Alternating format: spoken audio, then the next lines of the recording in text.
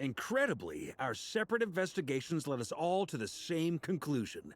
Hooray for consensus! Yeah, but we barely learned anything, though. I totally thought this would be the mother lode. Talking with the ancients? I mean, come on! But nope. All we got was useless snippets of conversation. And all this stuff about moons and hyperopia. What a load of baloney. Seems like people back then had a few screws loose. I understand your frustration. We found the same issue. Each phantom only showed a very brief moment in time. There isn't much value to be found in these miscellaneous fragments of a civilization's history, no matter how glorious it may have been. If there's a silver lining, it's that these phantoms are harmless to the present reality. They shouldn't get in the way of the festivities. Paimon agrees. And not just because it's the first thing she understood in this whole conversation. You look disappointed, Nefer. Is something the matter? What do you think? We all worked our tails off, but the only one to gain anything from it was you, Lady Moonjanter. Well, please do share the Hyperborean records with me. I will gladly inscribe them in our people's documents. Oh, duh! Yeah! That was it! Hyperborea! Hyperborea. I'm serious. Only an expert in the Frostmoon Scions and their history can turn these records into valuable research material. The alternative is to let them gather dust on the Curatorium's storage shelves until the pages turn yellow. Nefer, you're wise enough to know that cooperating and sharing the profits is the best course of action here. Well, that goes without saying. Sure, let's do that. Huh? But didn't you say we aren't supposed to give out intel for free? Sorry. Shutting up. Now is not a good time to push Nefer's buttons. Anyway, back to Moon Prayer Night. I'm thinking that we should prepare something a little special, aside from the usual decorations and so on. You mean a parting gift? Can't go wrong with food. Although, does food go bad on the moon? Perhaps a lantern would be a better choice. It might be dark up there. It could prove difficult to light a lantern on the moon. Magical stones might serve that purpose better. What about a clockwork mecha model from Fontaine? I've got a whole bunch at home. I use them for fighting practice in my free time. None of these sound like things she would be even remotely interested in. But we don't interact with her enough to know what she likes. Yeah. It would really save us the guesswork if someone could find out what she's into. Wait, what the? Traveler? They're all looking at you.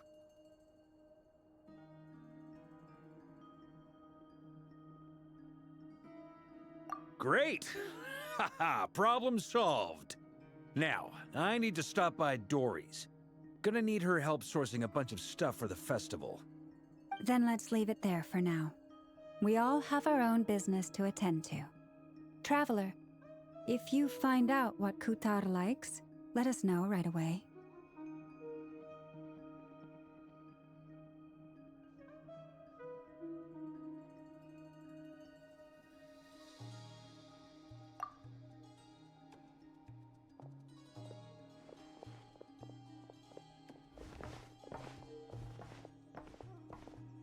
Is something the matter?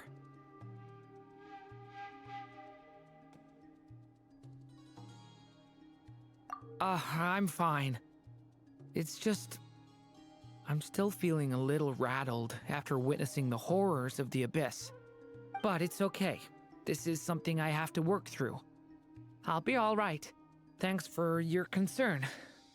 Well, don't put too much pressure on yourself. If you ever feel like something's wrong, physically or mentally, we're here to talk. Come on. Stop treating me like a kid. Columbina, we're back! Huh? She's not here. Weren't there a few Kuhenki here last time, too? Where did they all go? Walkies? For Kuhenki?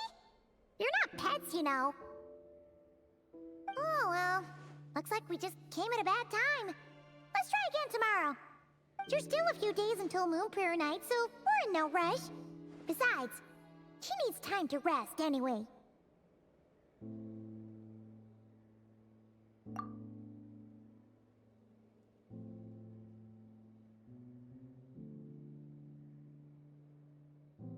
Columbina! Are you back yet? Oh, how strange. Looks like she still isn't here. Right? It's not like her to spend so much time outside. Especially since she's worried about attracting unwanted attention.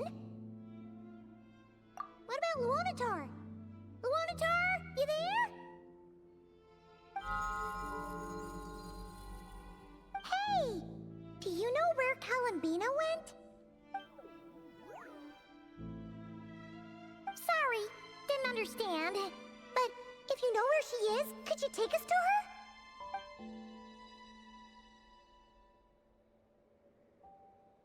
Yeah, that's even stranger.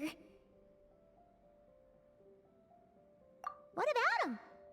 Oh, that's not good news. They change color when Columbina gets weaker, right? And they look super pale right now. Good idea. She might know what's happening.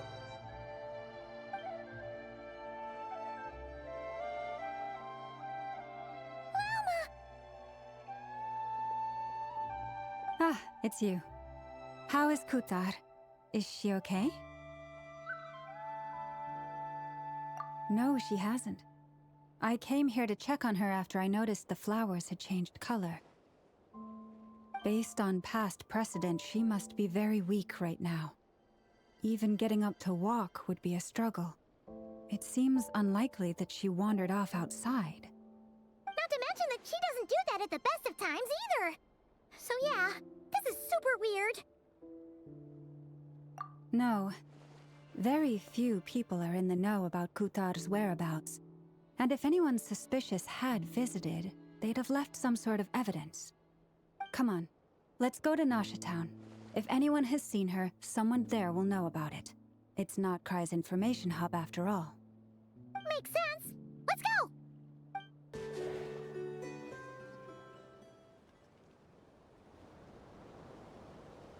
Wait a moment. Is it just Paimon, or is this stall kind of suspicious? It's never been here before, right? No, I don't recognize it. Alas, your free and easy adventure time is over. Now, prepare to face the final boss of Nod Cry. Whoa! Where'd that voice come from? Not sure, but it's definitely hostile. No, no, no, not that way. The final boss is right here. The sniffer mole? That's the final boss? Surely not. Also... Okay, the jig is up. I'll stop teasing you. Turn around. I'm right behind you. It seems I've managed to leave quite an indelible impression, even though you've never seen my face. Ah, nothing could make a great mage more pleased with herself.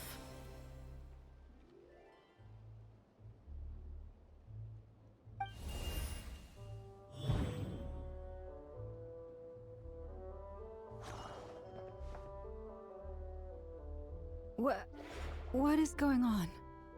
I've heard that all the big shots in Teyvat have long, wordy titles that stun people speechless when they make their entrance.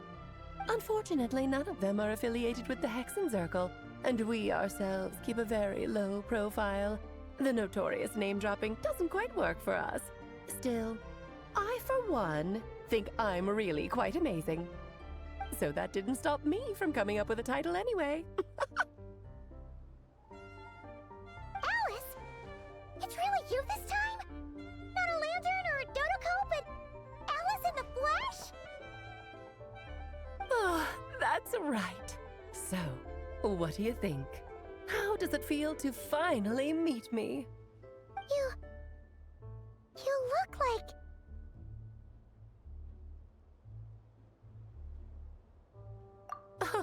What is that supposed to mean, I'm the mother of Klee, Tivat's #1 cutie. How old could I possibly be? So she's a friend of yours? Kind of. This is actually the first time we've seen her in person. I see. Madam Mage, that was, quite a powerful entrance. I certainly won't be forgetting it anytime soon. It's okay, Lauma, don't force it. Paimon will do the honors. This is Alice from the Hexen Circle. She's a friend of ours. And of Arcus, too. That's right. She's a good person, just kinda... unpredictable. Well, what is the human heart if not unpredictable? If we could not do as we please, how would we differ from machines? I am Lauma, Moon Chanter of the Frost Moon Scions. It is a pleasure to meet you. Oh, I know. Before you got here, I spent a good, 15 minutes getting up to speed on Nodcry's present situation. In other words, I've read the whole in the last episode part, so we can skip the pleasantries. Fair enough. Well, Miss Alice, I can already tell that you have quite a unique personality. He'll get used to it. Paimon sure is. So anyway, what are you doing in Nodcry, Alice? Oh, I thought I told you already. This time, I'm the final boss. And what a formidable foe I shall be. Powerful, confident, decisive, and good luck finding my weak spot. You will never succeed. Oh, drat! My one weakness, and you found it in an instant. Fate has been dealt a devastating blow. Thus falls the great Dodo King. Why are you playing along with this nonsense? For funsies, of course. What's wrong, Paimon? Are you disappointed in me? Am I a gigantic letdown? No, it's just... you seem like a busy lady. And this is the one time you've shown up in person. Paimon figured it would be for something more high stakes than just goofing around. You're quite right. I'm here in Nocturne because something big happened. Something big enough it caught the attention of the Hexen Circle. It concerns the 3 moons, Tivat's borders, and of course, the moon goddess you are currently searching for. Kind of. Why don't we discuss this over a pot of tea? My main reason for coming on this trip to Tivat was, of course, to have some fun. But I do technically have a job to do as well, namely, maintaining the stability of Tivat's borders. I'll skip over the complicated parts, but to sum it up, abyssal energies are all that lie beyond Tivat's border. We'd find ourselves in a real pickle if they ever made it through. And the phantoms you've been seeing are a sign that the border has been disturbed. No wonder they tend to show up around Moon Prayer Night. Is it because the real moon is now so close to us that its power can cross the border? In part, but only a negligible amount passes through. Just enough to influence the verdant crests and so on. And as you've noticed, there has been an unprecedented number of phantoms appearing this year. The influence of the moon beyond the border cannot explain this. No, there is another far greater factor at play. The trilunar syzygy. A trilunar syzygy. Eons ago, before the heavenly principles came to Tivat, it was the then 3 moon goddesses who controlled the laws of this world. Oh, that's exactly it! The 3 goddesses split these powers amongst themselves promising never to consolidate them into one singular body. This was meant to keep the world stable. But, fast-forwarding to the present, the eternal moon's marrow is with you, while the iridescent moon's marrow, which should never have appeared in this world, has been retrieved. Add that to the presence of a moon goddess in the flesh and... the power of all three moons is gathered here in Nocturne. There hasn't been an event like this since the War of Funerary Flame. And it's having a noticeable effect on Tevat's borders. Because I wish to give my darling daughter a peaceful, sunny environment to grow up in. Is that a good enough reason? Kinda sounds like you're dodging the question, but it does make sense. Well, that's one reason anyway, and the most important one. The others are a little complicated to explain. For instance, cleaning up after dearest Miss R. Albedo could tell you more about that if you're curious, but right now, I have a more important question to ask you. Why are you collecting the moon marrows? I see. Nicole told me about that legend once. Nicole? You mean Mage Anne? Oh, so you remember. Yes, of course. That was a story about fate, her area of expertise. But back to the story of our dear moon goddess. I'm afraid her intended method of returning to the moon is unlikely to work anymore. What does that mean? She may be missing, but she hasn't gone anywhere. She has disappeared.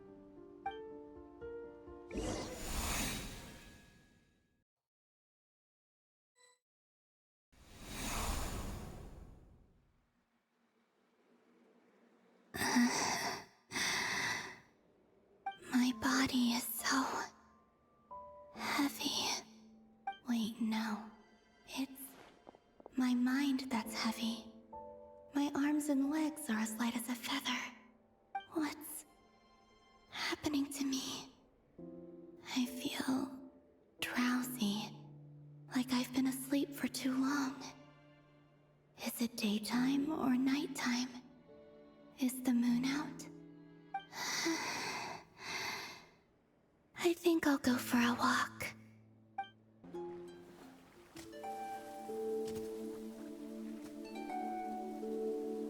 Are you out for a walk too? Huh?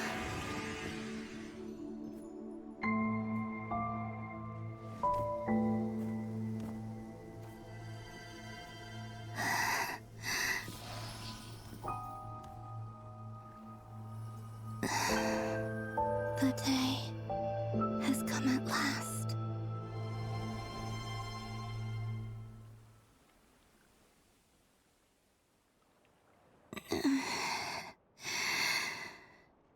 Have I grown so weak that I can't even sustain my physical form?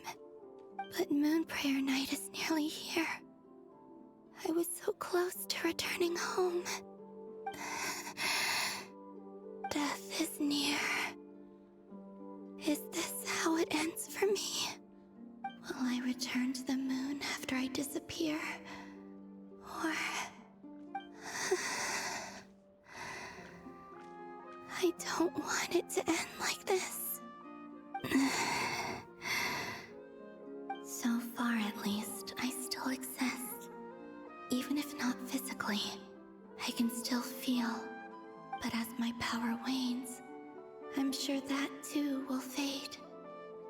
I suppose I might take one final look at this world. The world where I was born.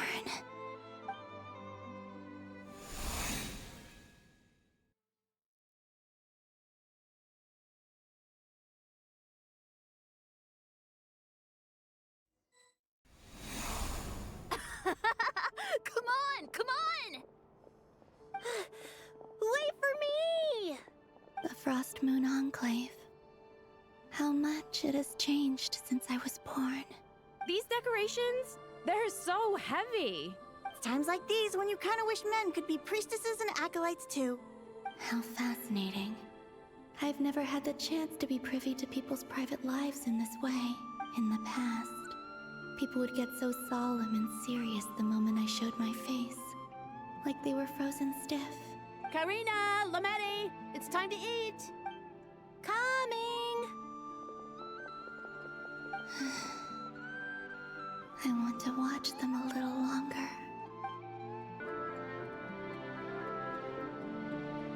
So just fill these balloons with air, right? Yep. Try a couple now to test things out. The rest can wait till Moon Prayer night. Think fast. Breda! Teasing an acolyte of the Frost Moon Scions? Surely that's a punishable offense. Take this! Huh? All right, enough horsing around. Lady Lauma gave us a task. We should get back to it.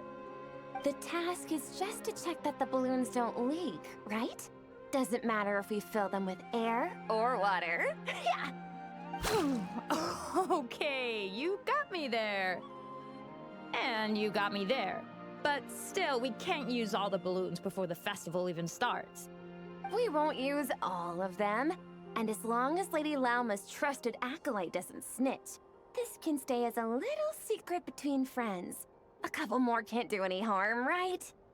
Oh, you menace. Then, think fast!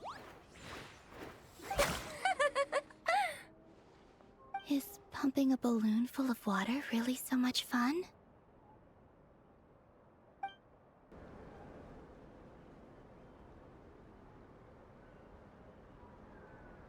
I'm sure you're both tired from playing all day. Come on, eat up. A plain, humble meal. That has always been the way of the Frost Moon Scions. Huh? How come Lametti got a midsummer berry dessert? Oh, I always get Lockaberry. I don't mind sharing. You can have a bite of mine if I get to have a bite of yours. They're sharing food? I've never shared food with anyone before. Even at the Harbinger tea parties, everyone just ate off their own plate. And when I couldn't finish my food offerings from the Frost Moon Scions, they'd leave the leftovers out under the moonlight for the animals to claim. Hey! That was 2 bites! Oh, then you can have another bite of mine. Oh, you too. Oh, don't fret now. Here, have some of Granny's too. So this is what it means to be family.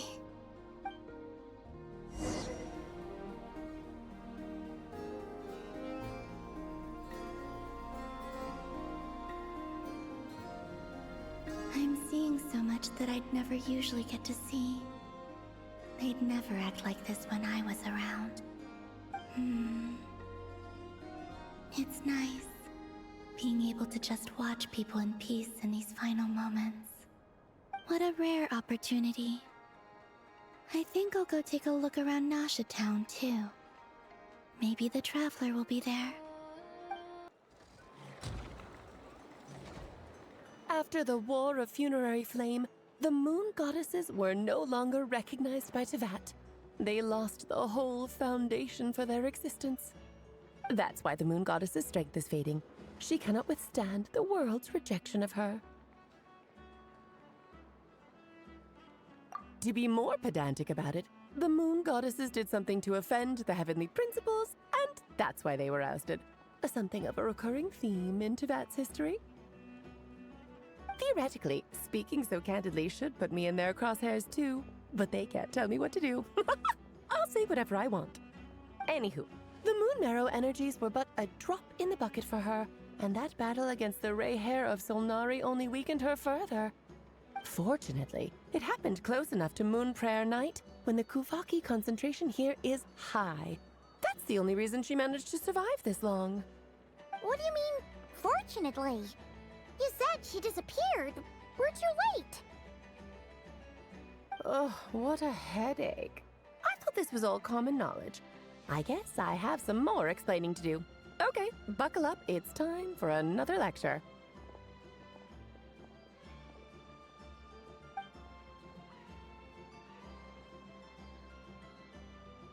Now, I said earlier that the moon goddesses lost the foundation for their existence. The reason for that has to do with the natural order. Basically, the rationale for their existence in Teyvat was lost. The same logic applies to the present moon goddess, too. Consider her existence so far. Her comrades in the Fatui called her Damselette. And she was worshipped as Kutar by the Frost Moon Scions.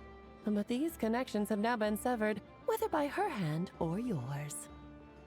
So, the rationale that once sustained her existence is now gone. Wait, we did that to her? Oh, well, strictly speaking, yes. But let's not start pointing fingers, shall we? I'll only end up as the big bad villain, and that's not the kind of final boss I want to be.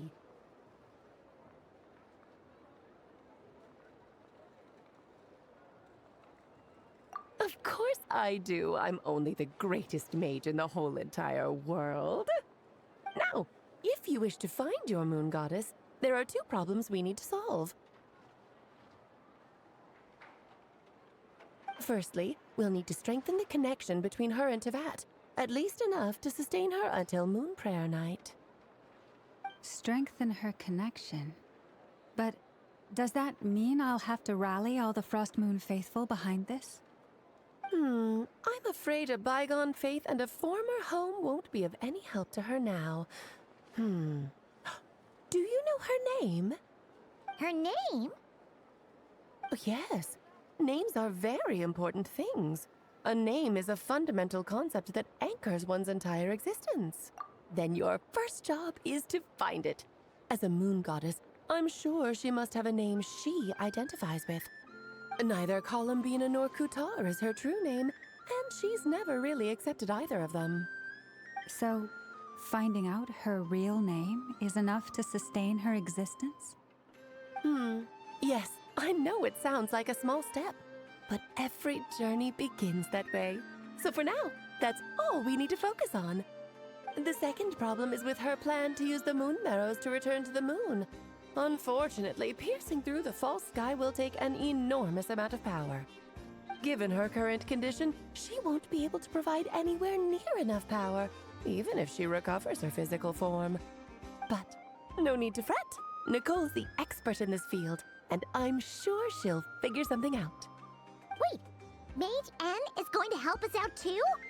That means we've got 2 Hexacircle mages on the case. This is turning into a pretty big deal. Actually, this is more of a side quest for me. Like you said, I'm a busy lady, so I can't stay for too long. I'll have to return to Teyvat's border soon. That's the upside you get for looking out for my little Klee. Hopefully that will incentivize you to carry on keeping her company in the future. Anyway, jokes aside, you'd better get moving. It will take quite a miracle for the moon goddess's consciousness to hold out till Moon Prayer Night. Oh, I suppose I might as well tell you where Nicole is before I leave. Off you go now. Time to meet your new friend. Oh, yes, and a little suggestion. Don't forget to mind your heads. What? I wonder how Durin's doing. I should really go see him before I head back. You really are super busy. I most certainly am. There's so many children I have to keep tabs on just in Mondstadt. Durin, Albedo, Venti, Varka. Klee didn't make the list, huh? Of course not. Klee is my pride and joy. I have no qualms about her, because she's the best child in the whole wide world. Yep. Klee's a little angel. I'm glad you agree. Well, all the best. See you when I see you.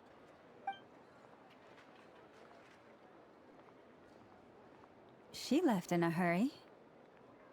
Yeah, she didn't pack up her stall. Should we handle it for her? I must say, I'm now very curious about her daughter. Klee, wasn't it? What's she like? That's a long story. Come on, we'll fill you in as we go.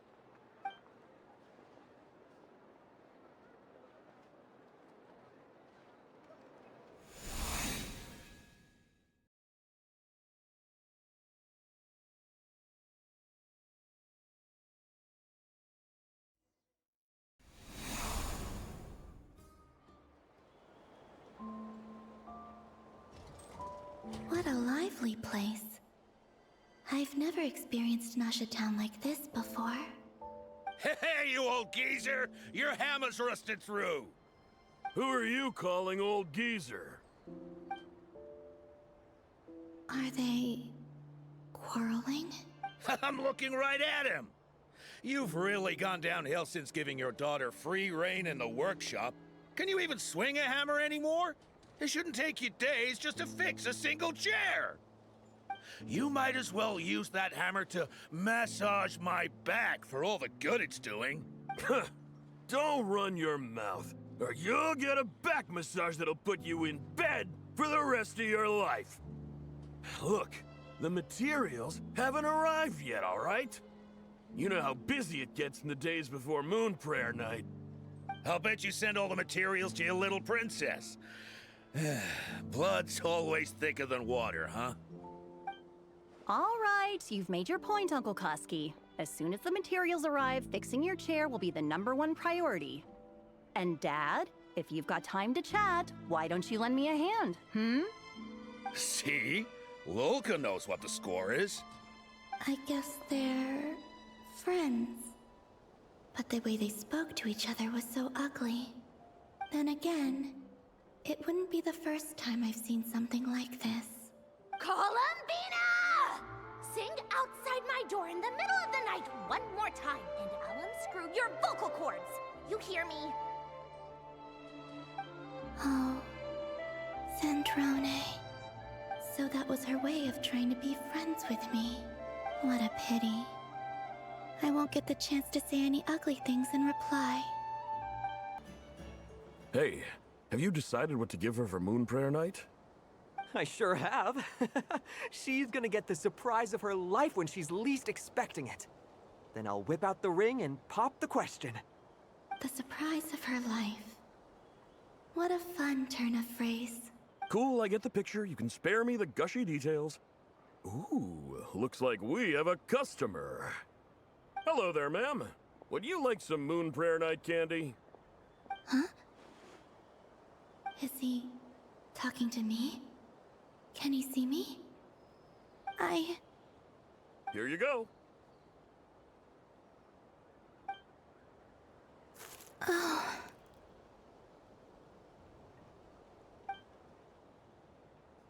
Come back anytime. Right. Now, where were we? I don't know why, but I still held out hope.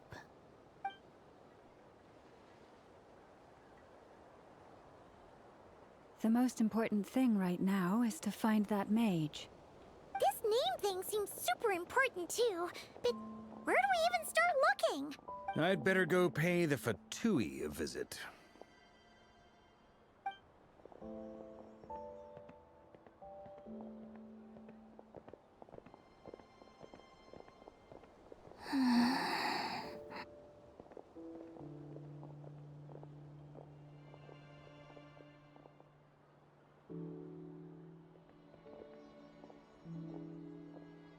Columbina?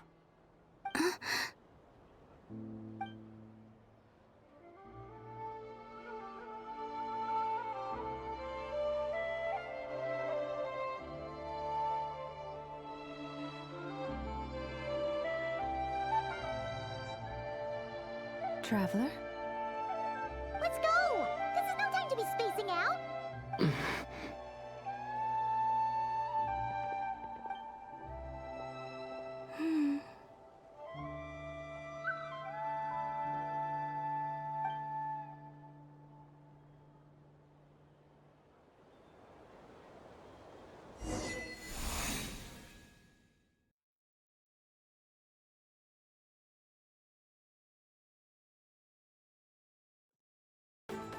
they going? They mentioned a mage and... a name? So, Mr. Varka, are you acquainted with this Nicole? Or should I call her Mage N? Ah, not really. We've never met, though she has come up in conversation. From what I've gathered, Alice kinda took Nicole under her wing. Taught her how to speak in a more ladylike fashion, that kind of thing. Huh. Hard to imagine Alice as an etiquette coach. Yeah, Alice is a larger-than-life personality, I'll give you that. But then again, that's why she's able to draw such an eclectic mix of people into her inner circle. If I remember correctly, being an interesting person is actually one of her main entry requirements. So, if you ever wanted to join the Hexenzirkel, I'm sure you'd both be eligible to apply. Hey! Don't go around making promises on Alice's behalf. I wouldn't dare. I'm just trying to paint a picture of the Hexenzirkel for you. Okay, sure. Anyway, since none of us have ever met Nicole, how are we supposed to find her? We can't just go up to every woman in sight and ask, "Hey, are you Nicole?" Maybe something she's wearing will give it away? Like, a windbloom pinned to her chest or something. Wait a minute.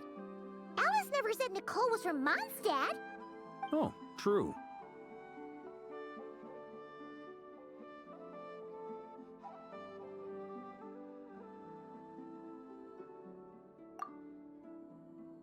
That would be... this young lady, then?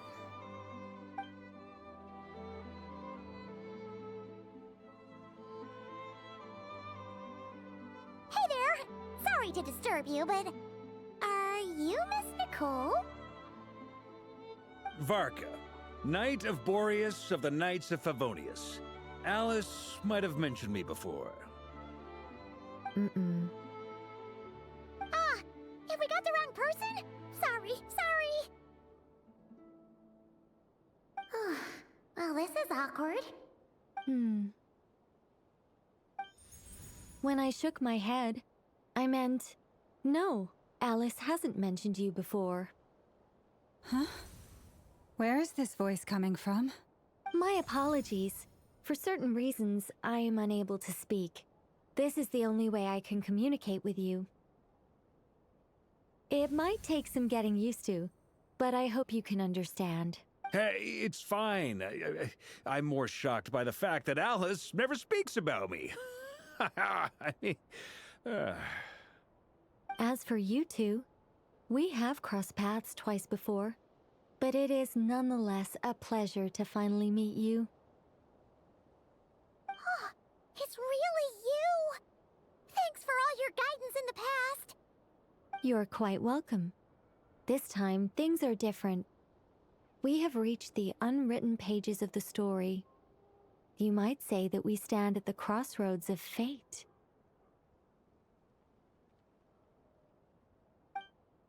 Now then, allow me to formally introduce myself.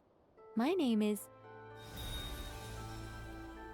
No, stop! Alice! I can't believe it! I had a whole speech prepared. I'd agonized over every single word. She always picks the worst moments to ruin other people's plans. I'm so sorry about that. Alice took the liberty of devising some bespoke self-introduction magic for each member of the Hexenzirkel. But I could have sworn I deleted all of the triggering conditions for it. How did it bypass everything? Oh gosh, this is so embarrassing. This is a very different side of Nicole than what we're used to. Is she not used to face-to-face interactions? Don't worry about it. We've seen that introduction magic once already, so it wasn't too much of a shock. Please go on, Miss Nicole. We'd love to hear what you have to say, or... well, communicate. Huh? Are they talking to this lady? But... will you all promise to forget that horrendously embarrassing introduction? sorry, embarrassing. When?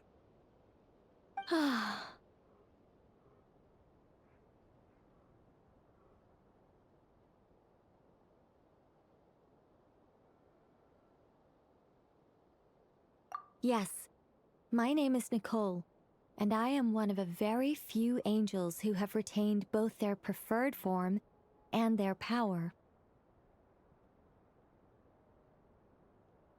The Traveler and Paimon should be no strangers to this concept.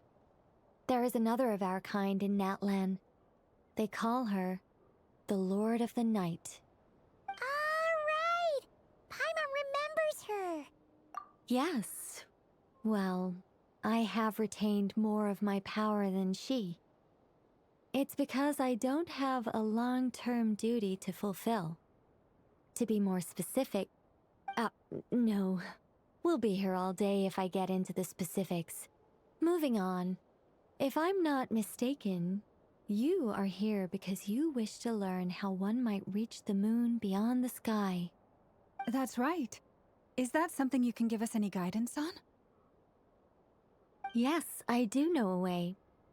It began with the Hyperboreans, who lived after the War of Funerary Flame. Blank looks. Maybe I should start with the background of the war. Or maybe not. It shouldn't be an issue. I'll fill in the gaps for you when we have more time. Anyway, after that war ended, the three moons retreated to beyond the false sky. The Hyperboreans were humans I once aided. They accepted the civilization and creations bestowed upon them by the angels. But despite accepting many blessings of the angels, many among them still held on to their faith in the moons. They were reluctant to accept the new order. Even after the War of Funerary Flame, they sought to contact the moon goddesses beyond the sky and receive their guidance. But all three had passed away by that point.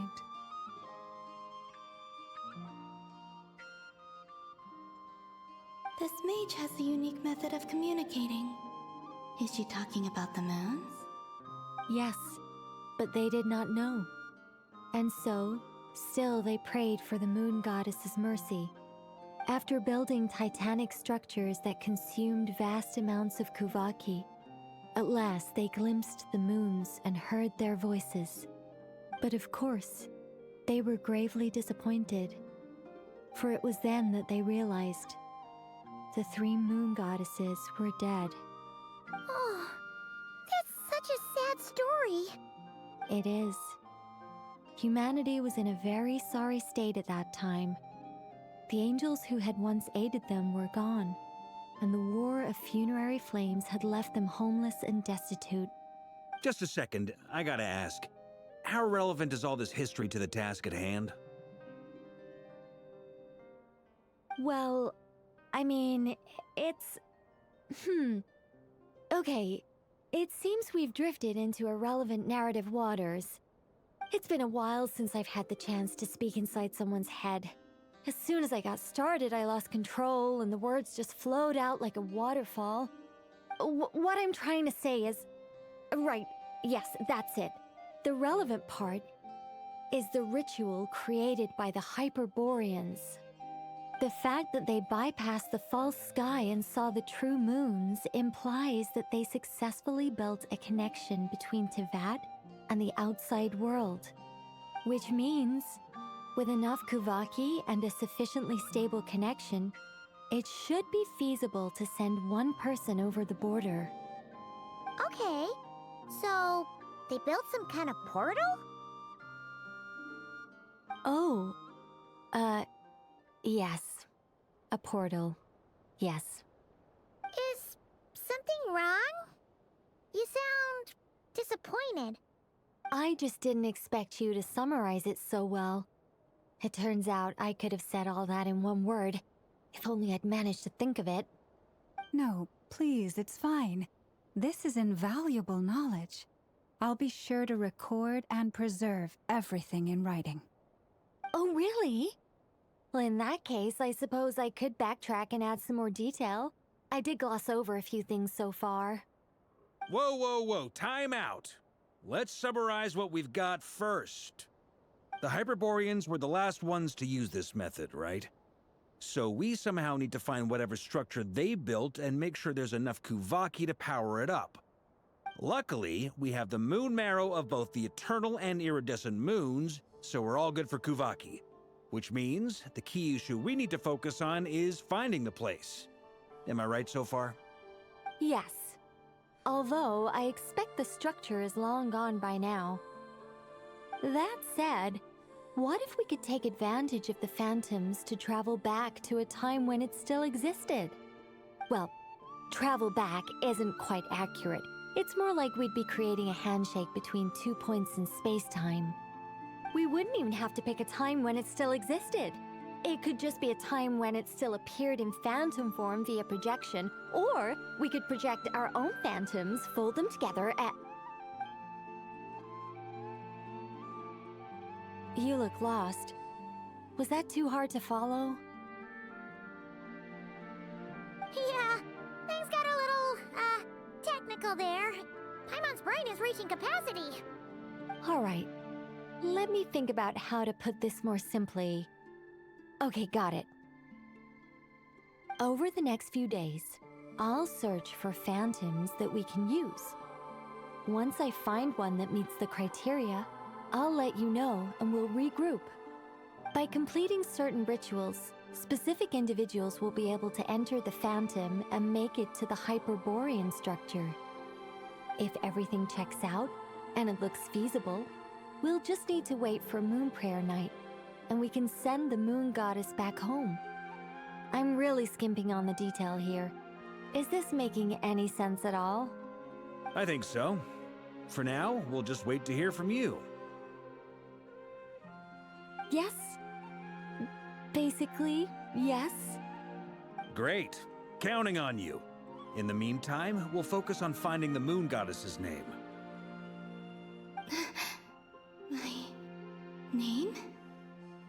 Are they looking for a way to stop me from disappearing? Excuse me, Miss... Go on, Miss Nicole. This conversation was a little all over the place. I didn't catch your name. I am Lauma, of the Frost Moon Scions. Ah, I did wonder. I noticed that you listened very intently when I spoke about Hyperborea and the moon's history. If you'd be interested, I'd love to visit you this evening and go through it again in greater detail. Also, if you were serious about making a record, it would be too risky to simply write down the raw details as is. I would suggest some tweaks. Maybe rewrite the stories as fairy tales or fables, perhaps even prayers. Anyway, we can cross that bridge when we come to it. So, see you later then? Oh, and no need to prepare anything. Just a cup of tea will do. See ya! She seems friendly. It's just...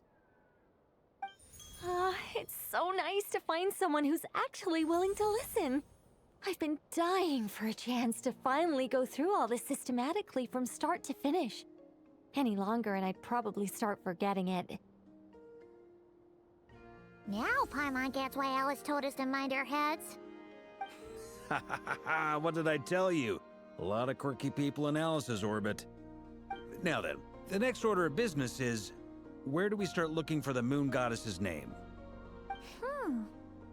Maybe the rest of what Nicole has to say might give us some clues. Once I've heard her out, I'll summarize the salient points and share them with you all. I'm also inclined to review our other documents.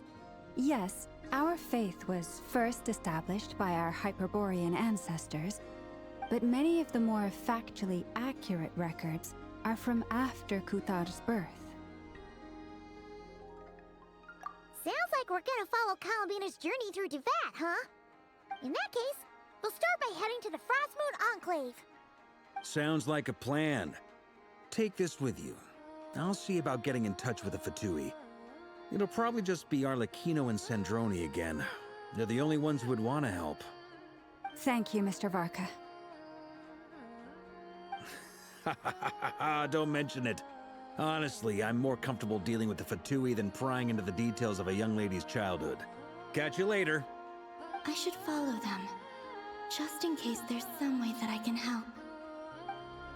A while ago, I took the time to organize all documents in our possession that pertain to Kutar. What you see here is the material I consider reliable. You're saying there's unreliable material too? Yes.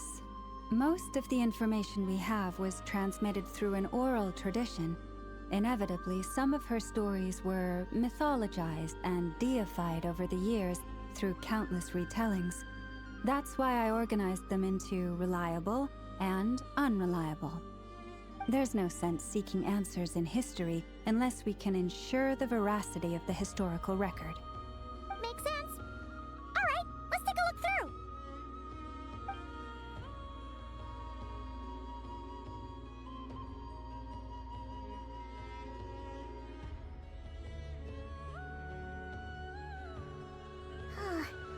Almost all these records refer to Kutar instead of Columbina. Although neither of those is her real name. Paimon's not sure what point she's trying to make. What we can gather from these records is that the Frostmoon Scions worshipped her as a god, placing impossible expectations upon her. I cannot fault them for their earnest faith, but for all their devotion, worshipping her day in, day out changed nothing. I imagine that none of it resonated with Columbina. It wouldn't surprise me if, even back then, she had already begun to reject the name Kutar and everything it represented. Lama speaks the truth. When I heard them call upon Kutar with hope and expectation in their voices, they may as well have been calling upon somebody else.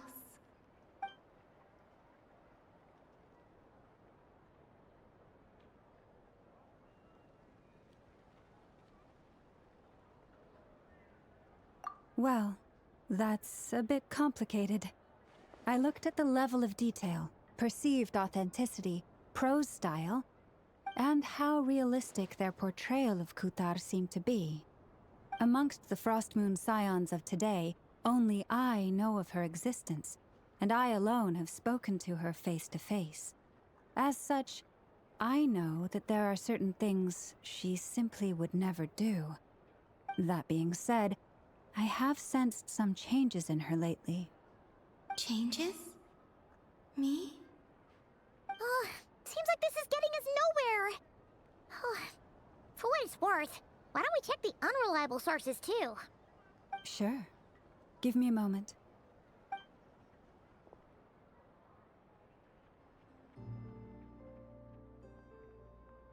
Exerting but a fraction of her divine might, Kutar sheared a great mass from the snow-capped mountain and cast it into the sea, upon whose surface shone the mirror image of the moon. Thus was formed the island of Hisi. Yeah, right. That doesn't even begin to pass the sniff test. The 3 moons are not but lies through and through. Only one moon has ever shone for us, and Kutar is her name. The vast majority of ancient texts are filled with fanciful tales like these.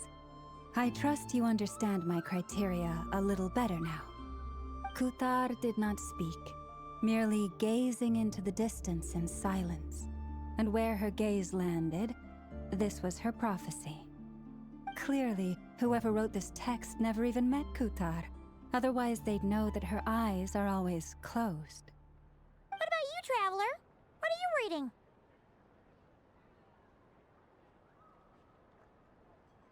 Come on, let Paimon see. The child wished to build a wooden nest with which to shield a fledgling bird from the cold. But being so young and lacking in strength, the child could not snap the branches from the trees. Kutar was passing by. Upon seeing the child, she summoned forth a Kuhenki, who built a beautiful nest for the child. I remember that. Not knowing the meaning of Kutar's divine intervention, the child dared not to respond, and thus ran home to call their parents. But Kutar was gone. The Moon-Chanter declared the event a miracle and took the nest as a relic, placing it on high for all to see. The child was named as one favored by the goddess, and was greatly respected amongst the people. Yet, no further miracles were bestowed, and this matter was forgotten in but a few years. Huh. Any thoughts after reading that?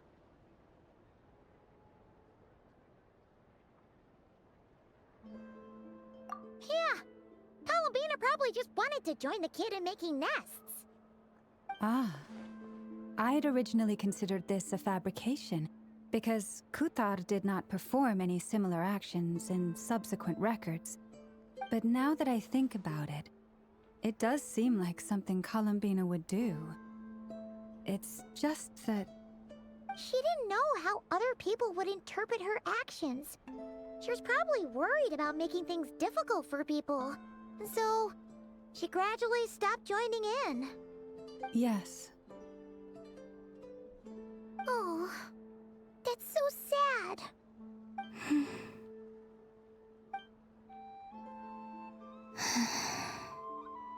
And now, I can make no such gestures of warmth, even if I want to. Let's see. There's Varka. Oh, and it's Durin and Albedo too. Yeah, this is pretty much the same place we bumped into each other last time. I convinced them to stick around a little longer. We were all waiting on people, so I figured having a little company would help pass the time. Ah, so you've been waiting for us? Does this mean that you've already arranged things with the Fatui? Sure does. Now you're back, we can go meet up with them together. How'd your investigation at the Frost Moon Enclave go? Well, we didn't find out Columbina's true name. But apart from that, it went pretty well.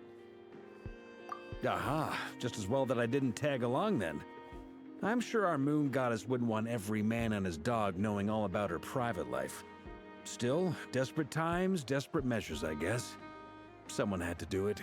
So, Varka was waiting on us, but what about you two? Are you waiting for Alice? Oh, no. We already met with her. We discussed that experiment I mentioned to you last time. Oh, and she also handed me this communication device.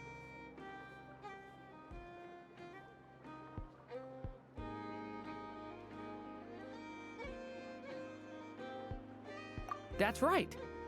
I understand she informed you about the relationship between the phantom phenomena and Tevat's borders, yes? She wants me to help her with some more experiments on that front. She said that she'll contact me through this device with more information. Ah, I see. Following instructions and making observations. Pretty common research method. Takes me right back to Albedo's lab. Wait, then who exactly are you meeting? Someone you know. Albedo's met him too. But I don't think Miss Lauma or the Grand Master have been introduced. Introductions are overrated, especially in cases like this. It's you! So? It's not like the academia has prohibitions against going abroad. Also, I applied for leave. I've been writing to Hat Guy since obtaining a human form. I've already brought him up to speed on everything that's been going on in Nodcry. Hat Guy? Turns out, I actually have heard that name before. Oh? Then why did you react the same way I did? I only knew the name, not the fella. But since we're all here, let's do some introductions for what it's worth. I'm Varka, Grand Master of the Knights of Favonius. Lauma, Moon Chanter of the Frost Moon Scions. And I'm a Driosh from the Vahumana Darshan of the Sumero Academia. Hat Guy. Good to see you again, Mr. Guy. I believe we last saw each other on the boat ride here. Mind you, the only reason I came here is because there's someone I want to look into. Who's that? The Doctor, also known as Dottore, second of the Fatui Harbingers. From the tone of your voice, it sounds like there's bad blood between you. I was reviewing our archives and noticed that a lot of information about him was missing. Left a bad taste in my mouth. That's all there is to it. Dottore, or Zondique, as he was then known, once studied at the Academia, but he got kicked out before he could graduate. So the Harbinger's #2 man is a college dropout? How embarrassing for them. Last we heard, he was planning something. We actually heard that a few times before, even coming to Nocturne, but we haven't seen a trace of him since we got here. He only appears when something interests him. For all we know, he might have left already. But the fact he did something here at all is worth noting. It'll fill a couple extra lines in his file. Why does it sound less like a file you're writing and more like a criminal record? Anyway, we were just about to meet 2 of the other Harbingers. Want to come along? You might learn a thing or two about him there. Sure. Even though they're Harbingers, well, they're old acquaintances of ours, so, you know, when you talk to them, try to be... I got it. The Frost Moon Scion's relations with the Fatui remain tense. Forgive me if I do not attend. In that case, we'll continue assisting Miss Alice with her experiments. Good stuff. Everyone's having a fruitful time. All right, we better get going. I'll lead the way.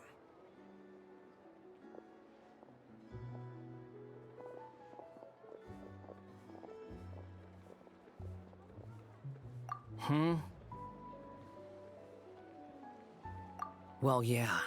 That's obviously part of it. But I'm not the only one who has a score to settle with him. Neither you, nor Lesser Lord Kusanali, nor I want to see him meddling with things again. What's the hurry? Don't worry. Pigeons always know which way home is.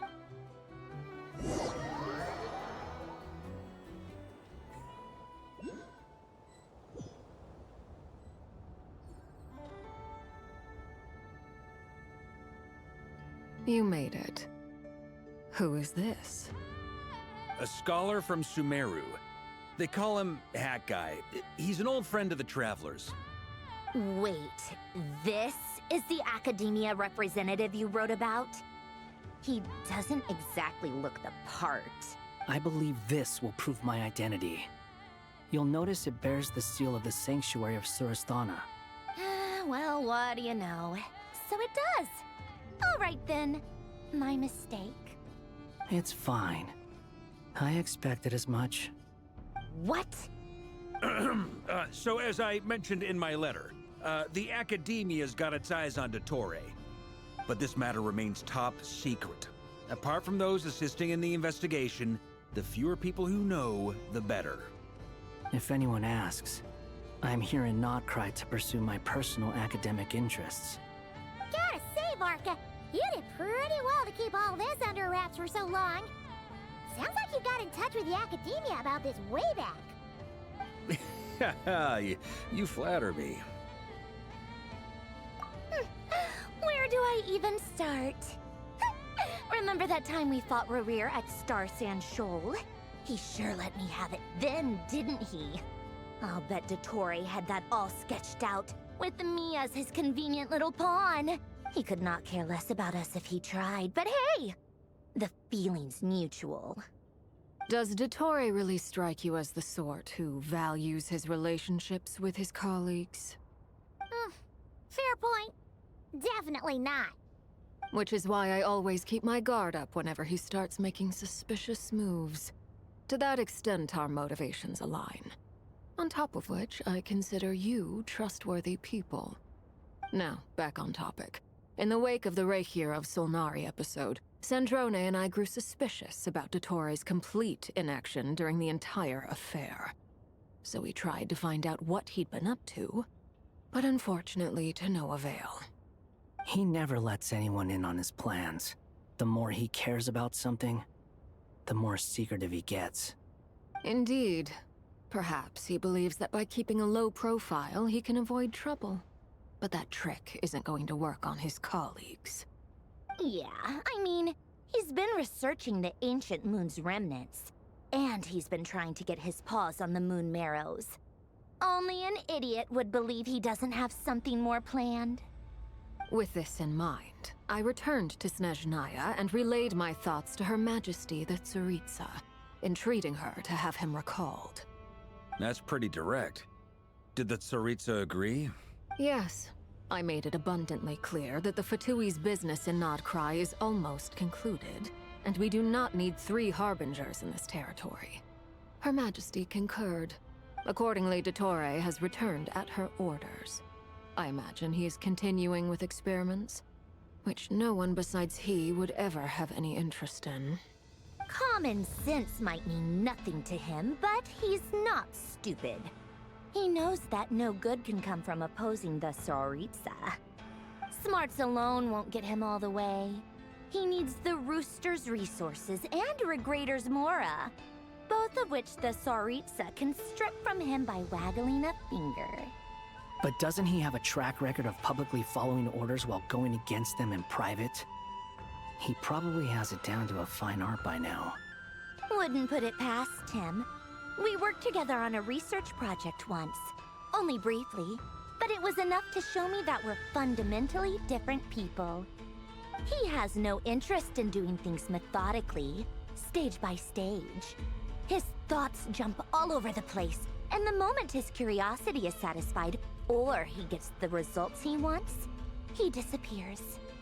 The only similarity we share is that, once we set our minds on doing something, we will see it done, whatever it takes. Well, we definitely saw some of that in your battle with Rerir. You got so competitive. Ugh, do not remind me. Then I believe we all concur. Dottore will not simply give up. Fantastic. Now this is turning into a whole day of unpleasant memories. Ugh. Are you talking about the moon marrow stuff? He also strikes me as the kind of person to disregard experimental regulations, ruin all the equipment, and go way over budget.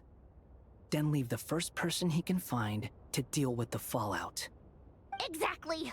This one time, he was running some high-temperature experiment and the substance exploded. But does he care? No.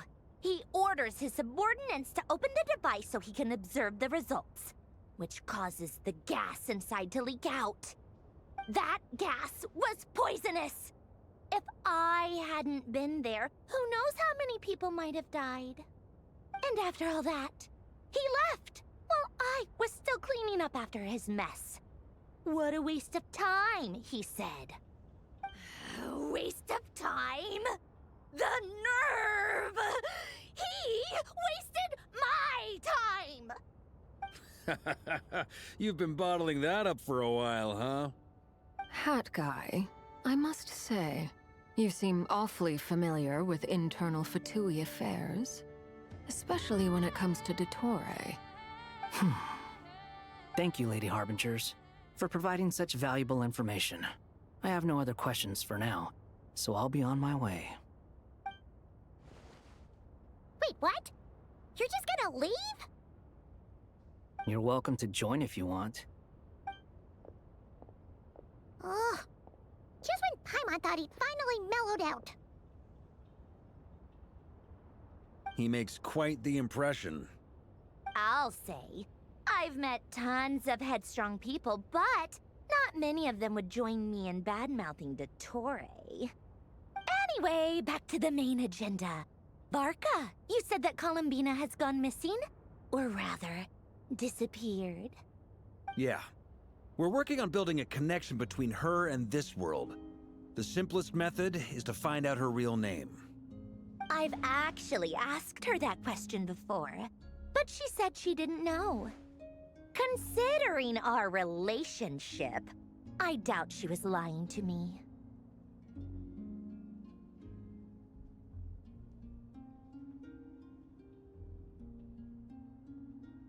As far as I recall, she was never dispatched by Her Majesty to claim a gnosis or anything like that. The Tsaritsa's plans had long contained a place specifically for her. I always thought that was weird. What could could she do that the rest of us couldn't? Knowing what we do now, it's probably something related to Kavaki, right? More than likely. When she first arrived, Columbina would often go to Her Majesty and ask when she could start the task assigned to her. But Her Majesty always gave the same reply. The time has not yet come. So she spent her days in Snezhnaya doing basically nothing. The Tsaritsa has summoned a beautiful blind maiden to be a harbinger, giving her the third seat by virtue only of her enchanting voice. It was a dumb and stupid rumor, but the reality of the situation made it hard to refute. And what happened after that? I imagine she stopped caring. She no longer seemed to care why she had been recruited, and Her Majesty never gave her any missions, so she just continued to sing in the flower garden. For my part, I was busy. So busy, in fact, that watching someone be that idol had me fuming. But still, I got the sense that she had long been used to a life of other people claiming she was needed when she wasn't. I just felt that having a place to stay would cost me something eventually. And so I waited quietly for the day that I would have to pay the price. And on the other end of that spectrum, you had me. Someone once told me that I had the lousiest work and the toughest luck. That's a good way of putting it. I forget who said it, but those words have always stuck with me. But you've done your job exceptionally well all this time. Because at heart, you are a conscientious person. What is it? Something come to mind?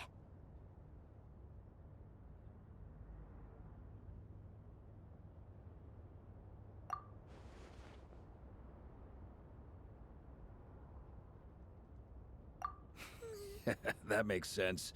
Nothing screams you are needed like your name shouted from across the town. Well, good luck with it. But if you ask me, Columbina is still the most shoutable name. I'm just so used to it now, after all the arguments we've had. I can't be bothered trying to remember another name for her. Nor I. Sandrone. Harlequino.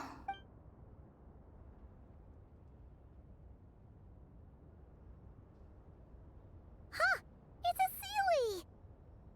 Does that mean Nicole has news for us? Ladies, I thank you for your hospitality. If the chance ever comes up, I definitely owe you both a drink sometime. I'm sure it will. You can make your own way out. Heck, you've been here enough times, you probably know your way around better than I do.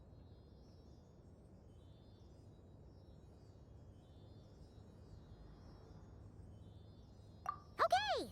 Time to do what adventurers do best. Follow that Sealy!